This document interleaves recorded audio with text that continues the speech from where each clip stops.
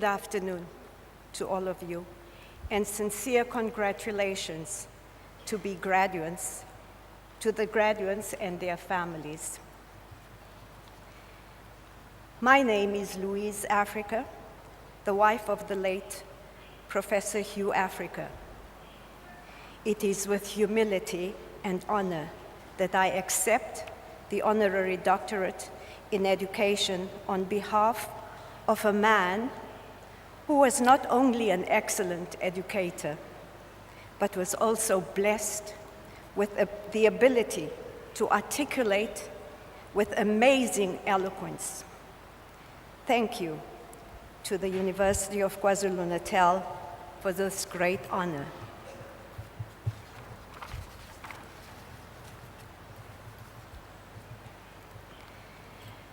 My address will mainly focus on the man whom I have the honor to represent in this gathering, a man whom I know would have stood on this podium with great pride, since this was the university that granted him in the early 60s his BA and honors degrees.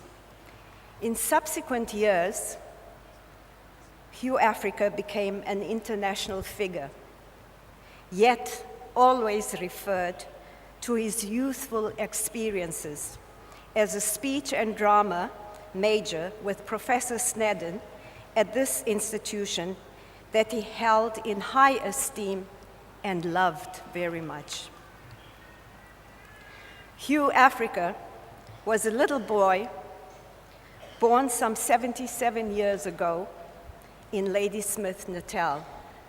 He grew up no differently than many children did at that time, with a mother who held 4 jobs: primary school teacher, medical doctor's assistant, washing and ironing shirts for white bachelor males, and teaching night school in the location of Steadville.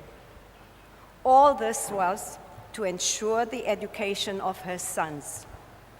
He was raised by a mother who, when he compared himself to those who had more than he had, taught him that education is a greater and more reliable investment, whereas material wealth can be lost overnight. A mother who, because she was also a Christian woman, taught him that Jesus Christ of Nazareth was born in a stable. Yes, and she used to say this in Zulu. Uthi Jesu waseNazaretha wazalelwa estabileni. Yet is remembered to this day for his good teaching and deeds on earth, and not for his material wealth. My husband took his mother's lessons to heart. He was not afraid of adventure or risk. After he and I got married in January 1963, we took a decision to leave South Africa for Zambia. Hugh was unhappy about staying in South Africa to have his children labeled from birth, and he was already highly politicized, in part from his exposure to other activists and thinkers here at this same university. He chose to be part of the project of building free, independent countries in Africa. So, in 1964, we moved to a country that had just gained its independence from the British colonialist government, and was led by Kenneth Kaunda, who adopted a broad vision of development called humanism. Hugh was also an ambitious young man who wanted to reach the top of his career ladder, something he knew would be a challenge for him as a black man in apartheid South Africa. But it meant leaving our families, friends, and everything familiar to us. which was not easy. In Zambia, Hugh was hired by the Ministry of Education, which at the time was employing educators and skilled personnel from all around the world. So for 10 years, we were assigned to work in different parts of Zambia, where Hugh became either teacher or headmaster at schools that were created in the ideals of independence and universal education. In these small towns and rural areas, we were part of communities that included teachers from Yugoslavia, Egypt, Nigeria, Uganda, Scandinavian countries, and the former Soviet Union, and countries that were sympathetic to the goal of African development. These relationships marked my husband. They opened his mind and nurtured his affection for all humanity, regardless of origin, race, or creed.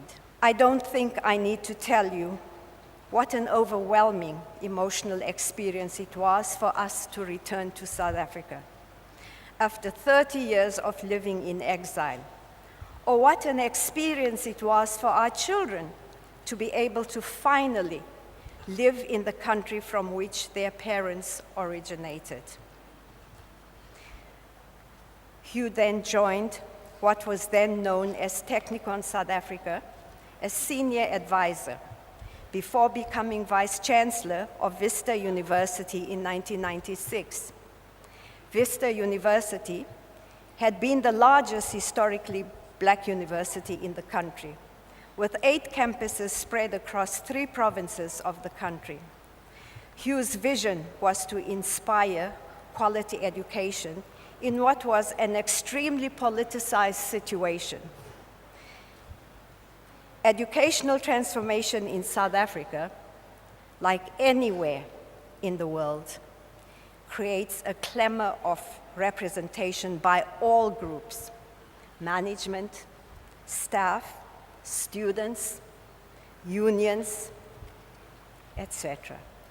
Hugh set himself the task of navigating these challenges in a way that was firm, but that also sought to generate empathy and commitment from all quarters. After Hugh retired from Vista in 2000, he continued to support the goal of transformation of higher education in South Africa. As a member of the Council of Higher Education and a number of other governmental and institutional bodies, he dedicated himself to furthering his vision of a South Africa in which the majority could have access to appropriate and quality higher education, even when his health began to fail. He would try not to miss a single meeting or deadline, despite his family's urgings for him to take it easy and stop working. He saw it as his duty to continue to contribute to the process of higher education transformation in South Africa. I'd like to share something very personal with you. Hugh Africa was a teacher right up to the day before he passed away.